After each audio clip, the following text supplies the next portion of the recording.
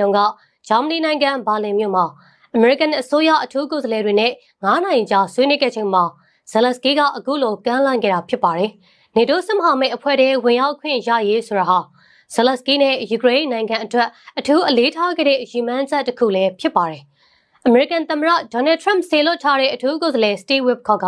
အဲ့ဒီဆွေးနွေးပွဲကနေတိုးတက်မှုအများအပြားထွက်ပေါ်လာပြီးဒီဇင်ဘာလ15ရက်နေ့မှာဆက်လက်ဆွေးနွေးအောင်မယ်လို့ပြောကြားခဲ့ပါတယ်။အမေရိကန်ဟာ၄နှစ်နီးပါးကြာမြင့်လာပြီဖြစ်တဲ့ရုရှားယူကရိန်းစစ်ပွဲကိုရပ်စဲနိုင်အောင်အဓိကကြောင်းဝင်စစ်ဆက်ပေးနေတဲ့နိုင်ငံတစ်ခုပါ။ယူကရိန်းနဲ့ဆွေးနွေးမှုတွေမှာဝစ်ကော့နဲ့အတူထရမ့်ရဲ့သမတ်ဖြစ်တဲ့ဂျရက်ဂူရှနာလည်းပါဝင်ခဲ့ပါတယ်။ဇလစကီရဲ့အကြံပေးအရာရှိဒီမီထရိုလစ်ပင်ကသမ္မတဟာဒီဇင်ဘာလ15ရက်နေ့ဆွေးနွေးမှုအစည်းအဝေးအားလုံးပြီးဆုံးပြီးတဲ့နောက်ပိုင်းကျမှမီဒီယာတွေစီသဘောထားမှတ်ချက်ပေးလိုက်မယ်လို့ပြောပါတယ်။နေဆက်သူတွေရဲ့အဆိုအရ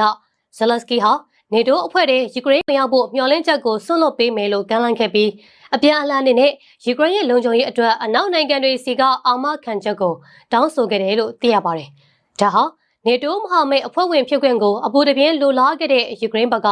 ကြီးမားတဲ့မူဝါဒအပြောင်းအလဲတစ်ခုဖြစ်လဲရှုမြင်နိုင်ပါတယ်။ပြီးတော့စစ်ရေးဆိုင်မှာရုရှားကတောင်းဆိုထားတဲ့အဓိကအချက်တစ်ခုလည်းဖြစ်ပါတယ်။ဒါပေမဲ့နောက်ထပ်အရေးကြီးတဲ့ကိစ္စတစ်ခုဖြစ်တဲ့နေမျိုးတွေလက်လွတ်ဆုံးရှုံးခံရေးဆိုတဲ့ကိစ္စကိုတော့ယူကရိန်းကလက်ရှိအချိန်ထိလက်မခံသေးပါဘူး။ဝစ်ကော့က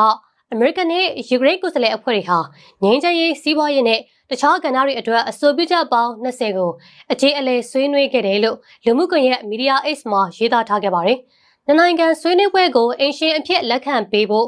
ဂျာမနီအဓိပတိဖရိုင်ဒရစ်မားစ်ကကမ်းလှမ်းတောင်းဝန်ယူခဲ့တာဖြစ်ပါတယ်။ဒီဇင်ဘာလ15ရက်နေ့မှာတော့ဆွေးနွေးပွဲမှာပူးပေါင်းပါဝင်ဖို့တခြားဥရောပနိုင်ငံခေါင်းဆောင်တချို့လည်း